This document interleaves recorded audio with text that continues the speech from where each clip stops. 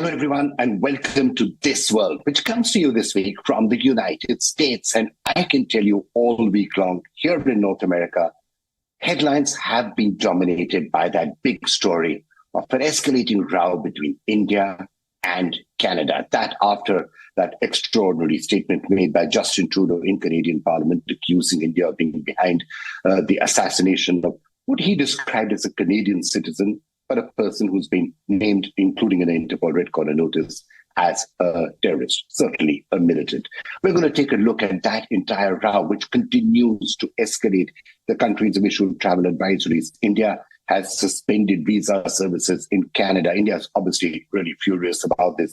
Diplomats have been expelled on both sides. The Canadian presence in India is being scaled down. The rest of the world, and specifically the West, are sort of scratching their head and trying to figure out how do they deal with this? Because after all, for the West, India is fast becoming a really important ally whom they're wanting to court. They're wanting to make sure that India becomes one of the bulwarks against China, but at the same time, Canada is part of the G7, part of Five Eyes, and has been a close ally. So the big question that is being asked here in the United States and in other countries in the West, how do we deal with this? How do we play with this? And I think everyone is also waiting with bated breath to see, does Justin Trudeau have any evidence at all for the charges and the accusations he's made? Because they are serious accusations. We'll take a look at all of that a little later in this program. We're also going to get top guests and top experts to talk about that. But let me start with the big story of the week. Justin Trudeau comes to Parliament and says India is behind the assassination of Nijjar, a Canadian citizen. And of course, you heard everything else that he said. Now, 3 or 4 points were immediately made by India and by other commentators in reaction to that. Point number 1, is there any evidence at all for this, or is this just a statement that has been made? 2, if there is a terrorist or militants or extremists who are in some way getting shelter in Canada. We heard the External Affairs Ministry saying this, that Canada has given no evidence about any Indian involvement in the assassination, but there is plenty of evidence that has been given to Canada about the role that violent extremists and terrorists are creating, the havoc that they're wreaking while getting shelter of some sort in Canada. So what has Canada been doing about that is another very major question that is coming up. Third major question that is coming up is, where is this showdown going to end? Because India obviously is showing no signs at all of de-escalation. India, if anything, is escalating. Look at the remarks that have been made about visas. Look at the remarks that have been made about Canadian diplomatic presence, the expulsion of a Canadian diplomat after Canada outed and expelled an Indian diplomat. So clearly no de-escalation seems to be happening, but where is it eventually going to end up? What is going to happen with Canada's allies? What position are they going to eventually take in all of this?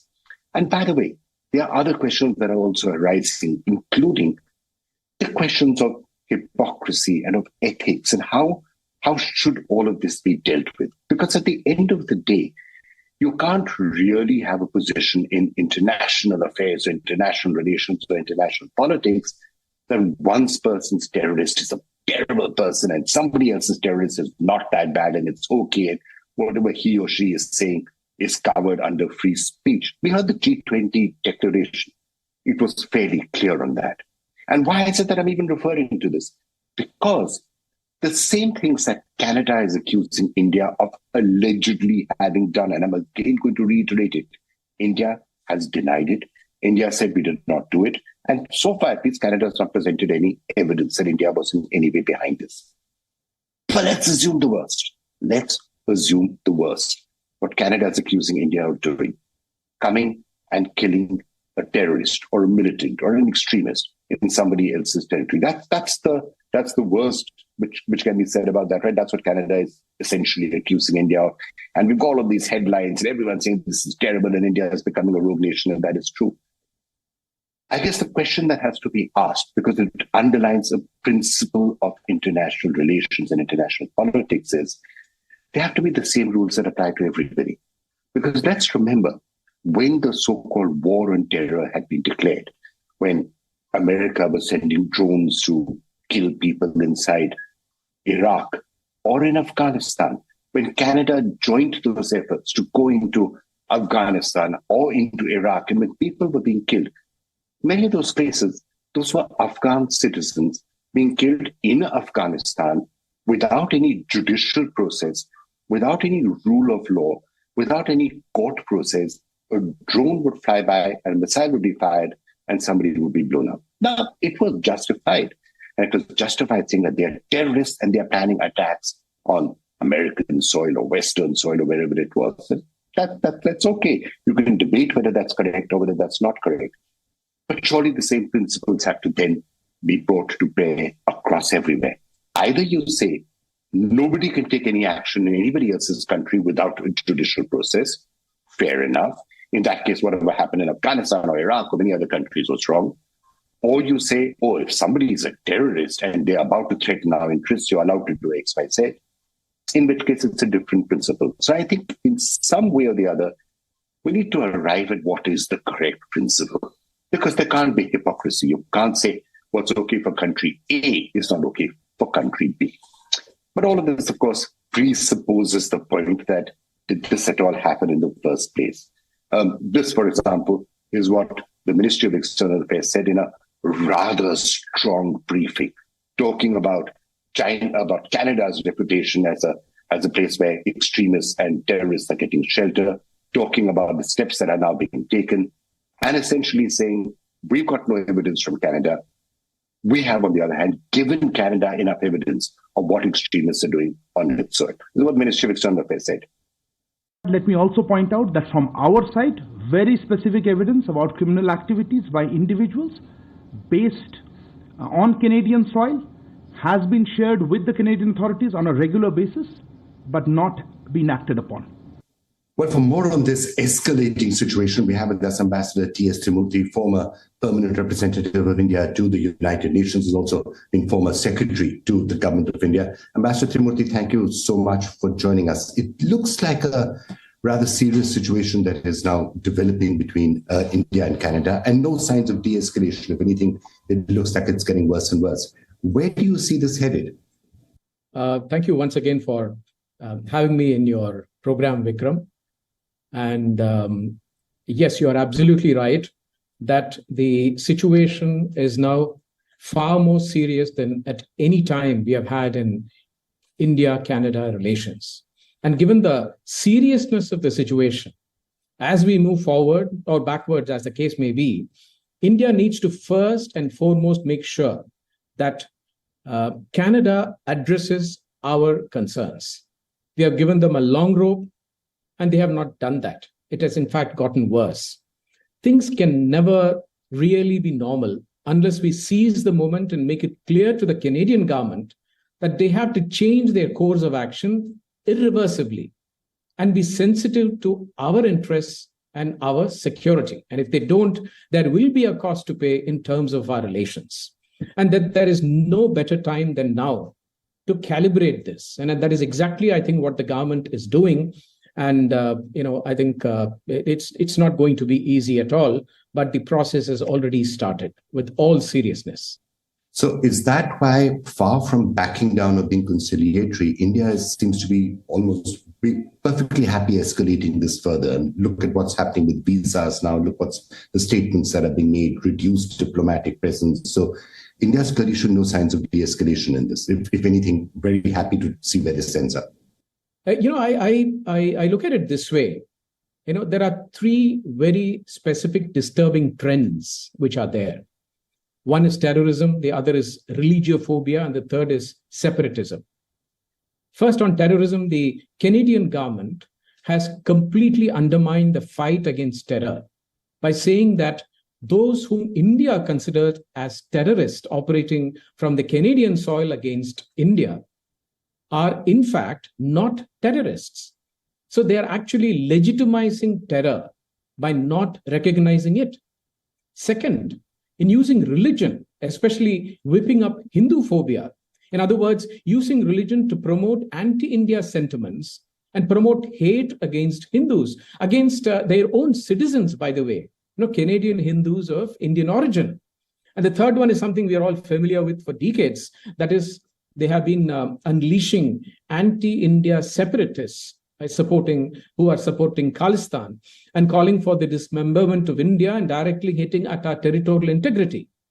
So fortunately, the Khalistan agenda itself has no traction anywhere, in spite of their so-called referendum, except probably in Canada and in remnants in some Western countries. And that is why I think that the situation is very serious. And because all the three issues which I've just mentioned are coming together, and in the face of inaction by the Canadian authorities, the threat posed to India now is at a completely different level. Ambassador Timothy, just looking at some of the points that you said to take them further, the point on terrorism and Canada disregarding Indian warnings, which then lead to terrorist attacks, it's happened in the past, like with the bombing of the Air India plane. Very clear intelligence was given. India did say that their terrorists were operating out there. Nothing happened, and an Air India plane was blown up. And on the question of what you said, religiophobia, which is taking place, we've heard people from within Trudeau's own party coming out and saying that Hindus in Canada are now getting threats, saying leave Canada and go back to India, sort of a thing. On the question of terrorism, you're absolutely right. I mean, in fact, our spokesman just mentioned that, Canada has become a haven for terrorists. And, you've seen that at the global level, there is a fragmentation of this fight on terror. And this is something I've spoken in the UN when I was there. And I was also chair of the UN Security Council's Committee on Counterterrorism. And I spoke and I discussed this there as well. Earlier, the world was fragmented into your terrorists and my terrorists. But 9/11 changed all this, and it became a collective fight, and then we called it our terrorists. But 2 decades later, this fragmentation of the fight against terror is taking place. Europe is sort of getting preoccupied with their own so-called right-wing terror. US is getting preoccupied with what they call REMV, which is racially and ethnically motivated violent extremism. And now Canada has taken it to a different level. This fragmentation of fight, and they say that your terrorist is actually not our terrorists, since they are actually probably supporting one of their political parties or whatever, and keeping the government in power.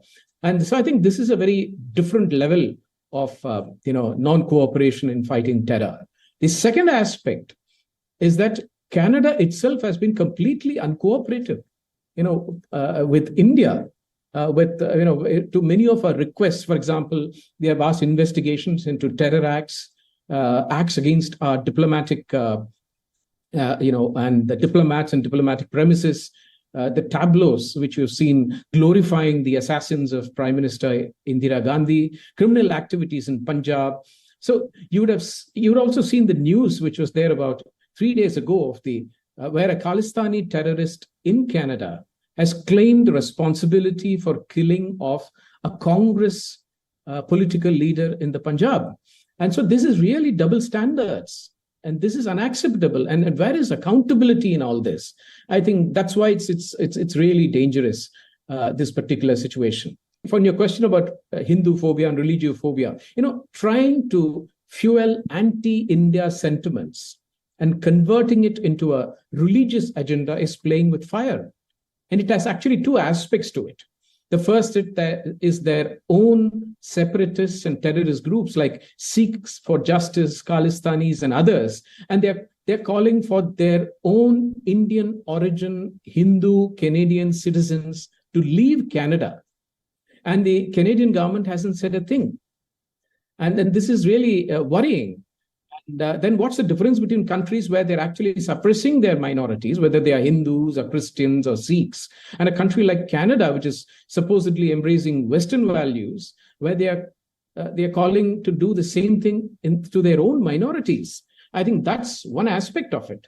The second aspect is that invoking Hindu phobia this is designed to bring others with a similar agenda into their fold, not just in Canada, but in US, UK, Australia, etc. Ambassador Timothy, let me just turn my attention to the specific charge or the specific allegation that Canada is making about India being involved with the assassination on Canadian soil. No evidence so far.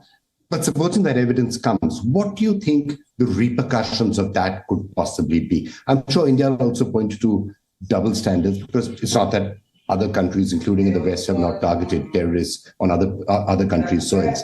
But what do you think the repercussions would be? No, let me be very frank. I don't want to speculate on such things.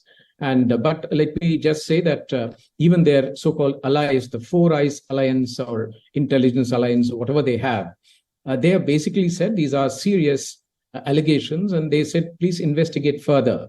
And the people are all waiting for evidence. And even today, I think our spokesperson said very clearly that they have given us no evidence. So I think it's very clear that somewhere down the line, this whole issue is being politicized. And I'm not convinced that they are going to come up with any concrete evidence trying to link up India with this type of a situation. I think this is purely a political game which is being played, and that's what it looks like. Otherwise, we would have heard a lot more from the Canadian side, and not through the television and the press, but differently. All right, Ambassador Trimurthy, thank you so much for joining us. So thank you very much once again. Well, let's now try and get another perspective on the entire story. It's great to have with us Daniel Boardman, ranting for Canada. He's actually, been fairly expressive on this entire issue and the way it's actually gone down. Daniel, what's your take now? Visas are being suspended, diplomats are being reduced on both sides. It's clearly a massive mess, and it looks as if it's going to get worse. Yeah, that's a pretty good synopsis. This is a massive mess, and it's going to get worse. Listen, in my personal view, as someone who's followed the politics of both countries, Canada, of course, a lot closer than India, but I've been following Indian politics since the Article 370 stuff. So I wasn't completely new to both sides of the story, which is when I saw what Trudeau did in the context of Canadian politics. I was like, this is going to go bad. This is going to go bad for us. This was not a good idea. The visas is a massive shot from the Indian government. We're all trying to divinate why Trudeau might have done this. There's now reports that the Globe and Mail might have seen this report, and they might have released an article today that had some of the India connection. So Trudeau might have tried to preempt that. It's very amateur hour from the Liberal government. We like having our heads firmly in the sand on all important matters. Head, dig shovel, dig hole, head in sand. That is our default. And when the head comes out of the sand and it's not good, it's not a silly Canada voted, then that's a good place to live. Yeah. So therefore, this is something which now politically could start having an impact for Trudeau, right? Because Canadians will say, oh my God, what on earth has happened? Why we had war with India? Well, not exactly war, but sort of.